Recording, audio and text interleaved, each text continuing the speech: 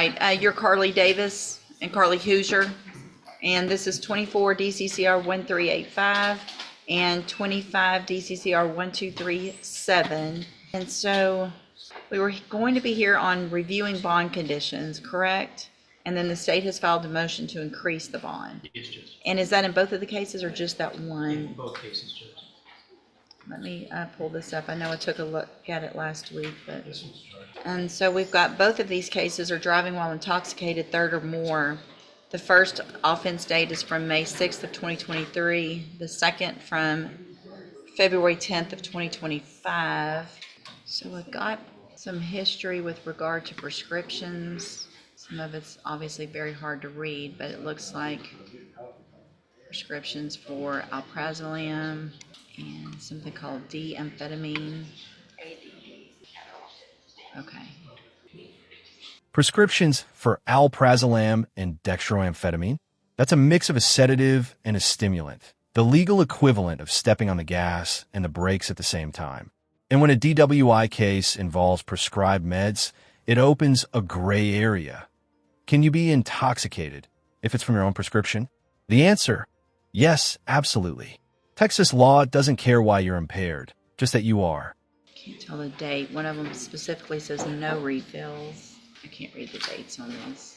We can get better photos, Judge. She had had that prescription for, All right, it shows it expires October 31st for the. Judge, I had a number of questions about those photos myself. I'm not necessarily, well, I guess I am questioning the validity. This doctor that allegedly prescribed it, this Rajan Desai, there's either an Austin address or a Millburn, Texas address for this doctor. When I looked him up through the Texas Medical Board, and I'm just a little curious about. So where do you go to the doctor? Where's this doctor from? From Beaumont, and I do a telemed every month except every 3 months. I go to his office. I have an appointment with him today. Today? Yes, ma'am. Where specifically? Telemed today. Oh, Yes, well, here's what I. You can almost feel the judge's skepticism here. This isn't just about driving drunk, it's about judgment. When she asks if a defendant is still driving, it's not small talk. That question is a trapdoor. If Carly says yes, she's one wrong answer away from going back to jail on the spot. Think I'm going to do based on the nature of what these medications are and the history. Well, are you driving? Okay, I don't know if I already did, but a condition of your bond is going to be, as of today, that you are not allowed to drive any vehicle ever, period. Okay, so if you're caught driving, obviously you'll be right back in jail without, probably without a bond. Mr. Coleman, other than a no driving, is there any other? No, Judge, I just would like to reiterate, and we put it in our motion, and it sounds like, of course, we read the motion, but, she's got 4 previous DWIs, Judge, and in addition, she picked up this latest DWI while out on bond for a DWI, Right. Judge. And that, along with the positive drug test, I think the public safety, the community safety demands. The prosecutor just dropped the hammer for prior DWIs, and she was on bond when she got this new one. That's the legal equivalent of breaking your diet while still in the drive-thru. The judge and the state aren't just worried about her. They're worried about who she might hurt next. Some additional assurances. and Judge, our argument would be that the DWI itself is for the medications. She's been on these medications for. Well, it doesn't matter if you're on medication and you're Right. taking too much medication, then that's a problem. Sure. So you can be on these medications and not be. Also, the failure of the drug test was for these medications. Right, I understand that. My biggest concern is the fact that if the medications are not being taken properly or too much of the medications, then that's a larger concern with the safety, and I completely understand and agree with Mr. Coleman on that.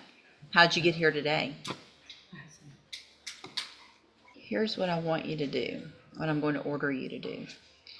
I'm going to order that at your appointment, I'm requiring you to find out and with your doctor, get a prescription for something that is non-narcotic.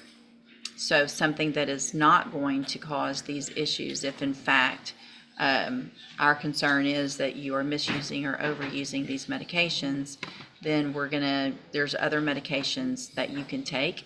You need to talk to him today. I want you on your way to be off of both of these medications and on something that would not lead to the issues that you're having. Does that make sense? You need to get that information from him, find out what he can prescribe. Notice how the judge isn't just punishing, she's managing risk.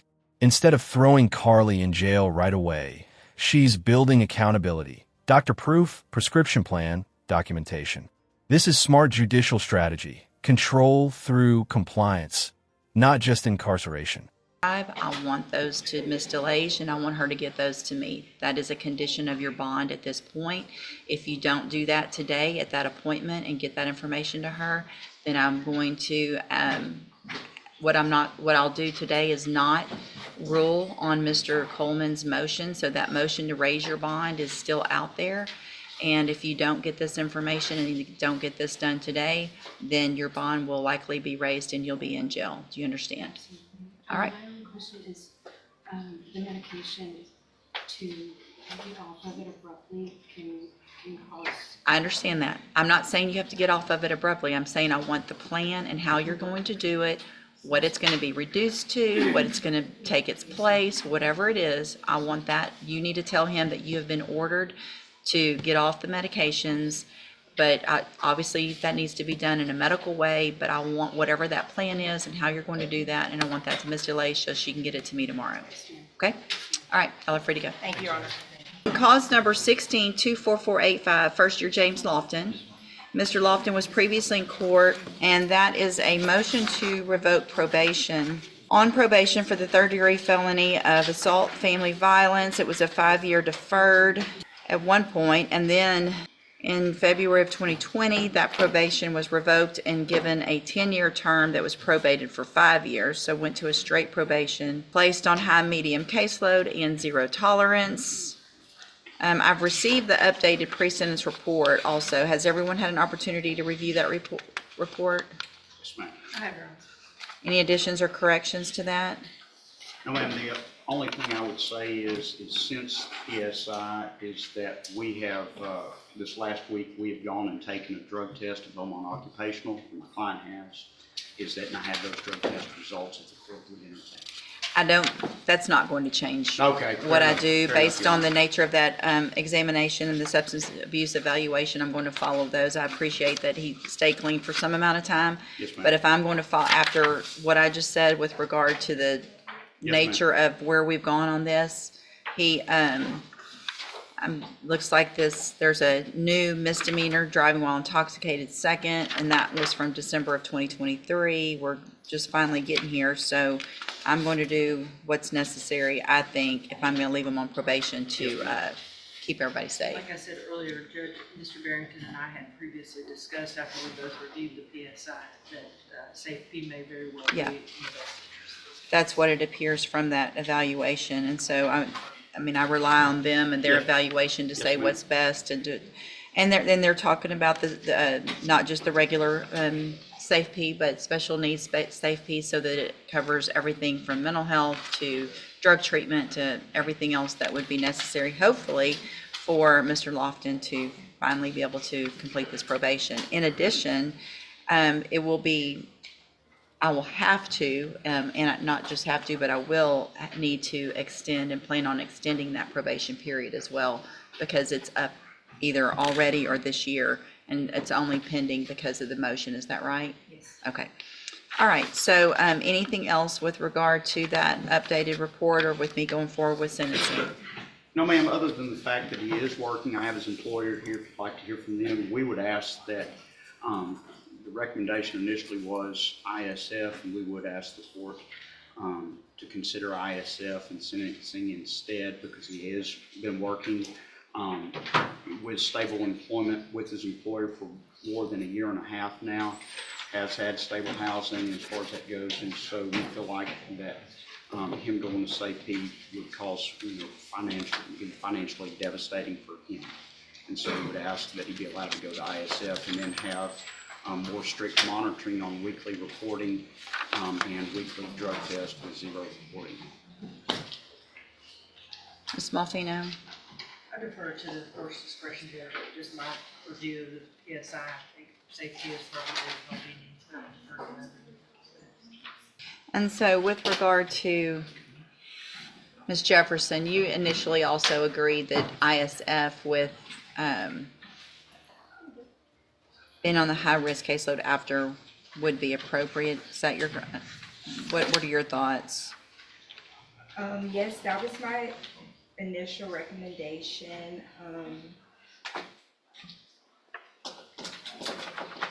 But I also included that I don't know much about his case because he had absconded for, I believe, over 2 years. Yeah. And it looks like there was a tested positive for methamphetamine August 14th, last month, denied using it, but stated he had used a month ago, but tested positive for it. It is, if there's some type. Psychological type situation. We don't have that, so No, we it's just don't. regular. Okay, so here's. Here comes the big judicial twist. Instead of revoking probation, the judge gives him one last lifeline. This is courtroom drama at its purest. Mercy wrapped in warning. She's saying, I'll keep you out of prison, but if you slip once, I'll personally lock the door behind you. Here's what I'm going to do. Mr. Loftton, I am going to find that you entered your pleas of true to counts 1 and 2 freely and voluntarily. Find those counts true. Find sufficient evidence to revoke your probation. However, I am going to continue you on probation. I'm going to extend your probation period for 3 years. I'm going to order as a condition of your probation that you enter and successfully complete the SafeP program, not the special needs, but the regular SafeP program. And that you'll be on the high medium caseload when you get out. You'll be required to do aftercare. I don't know how to stress strongly enough that this is your last chance. You will not, if you are back in here, I'm going to look at this paper and I'm going to wonder what I did and why. So you will be required to have a drug patch on at all times when you get out. If there's one positive, you're back in here and looking at that 10-year term. You've already agreed to 10 years. No negotiations, no whatever. This is it. You violate, you're getting the 10 years that you agreed to way back when. Do you understand? Yes. Judge, the only question I have. That, yes, sounds small, but it's loaded. You can almost hear the fear. In legal terms, this is the final chance clause. One more misstep, and the 10-year sentence kicks in instantly. No plea, no bargaining, just justice deferred. I think he was put on probation in 2016, wasn't he? Can we extend for 3 years?